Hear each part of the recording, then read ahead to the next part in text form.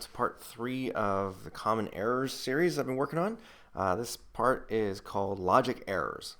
And the first two types we had were syntax errors, which means the program never even runs in the first place. There's a problem with the way you've written the code.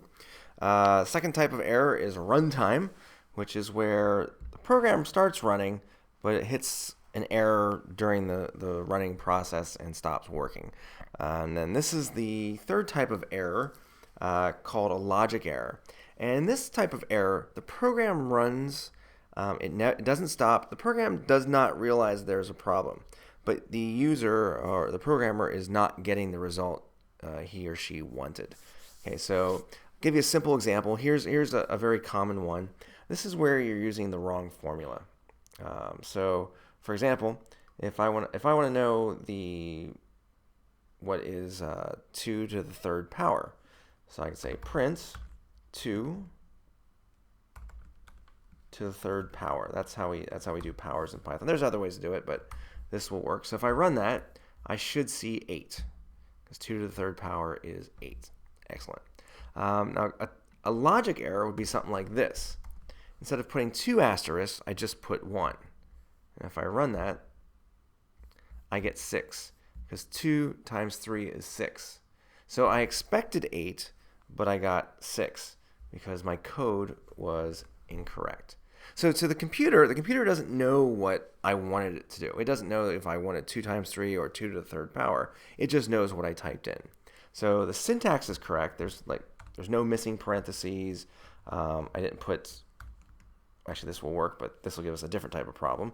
And then, or maybe it won't work with exponents, but I don't think. Let's try to see what happens. Yeah, I didn't think so. But actually, you can do this with strings in Python, which is pretty cool. So that's 2, 2, 2, 3 times, which is pretty awesome. But for purposes of this tutorial, we're just looking at this type of error. Okay, so that's the first type. So when you're programming, make sure, especially with math, make sure that your formulas are correct. Okay. The next type of error is where you've just programmed it wrong. So let's say we have a situation where a user is entering their age, and we'll say, for example, age equals 45. But we want to check the data. We want to make sure that the number is correct, so, or is possible at least. So ages can't be below 0. So what we want to do is say, let's say if age is below 0, print, sorry, that is not possible age. And try again. Okay, so if I run that, oops. Okay, so I see nothing because the age is 45. But so let's test it. So let's say my age is -5, which doesn't make sense because that's not possible. So you can see it's working. But where the logic error would come in is, let's say the age is 45. Let's say I programmed it wrong. I put a less than sign. Or sorry, I put a greater than sign. I already have a less than sign. So I run it. So even though the age is greater than 0, it's telling me that that age is not possible. But what I expected to happen was if the age is over 0, I expect nothing to happen. Okay, so this is a logic error. The computer, again, these words age, these are for humans to read. This message is for humans to read. The computer does not understand what I'm attempting to do with the code. So that is a logic error. Another type of logic error that you'll see is when using functions. Okay.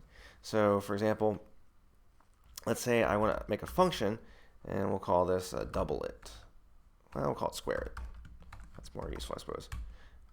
X. And so what this does is it returns x times x, because that's the definition of squaring. Now, if you don't know what a function is and what return means, again, someday I'm sure you surely will, but basically it lets us make a function. So what I want to do is I want to say, let's say I'll say result equals square it, and I'm going to square 4. Okay, and I say print result. Actually, what I'm going to put in here is say x squared it's a little easier to understand. Squared equals x times x. And I'll return x squared. Okay. So let's try that. Okay, so this function is working as expected, but let's take a look at it, how it works. So I'm sending this 4 up to the function. And again, if you don't understand how functions work, I have a video. Check out some of my other playlists, especially Introduction to Python, or Beginner's Python. I forget what it's called exactly right now. Anyway, so I've calculated x squared, and I'm returning x squared and printing the result. Now, where I might have a logic error is if I forget to return. So even though I call the function, there's nothing returned. So if I run that, I get none.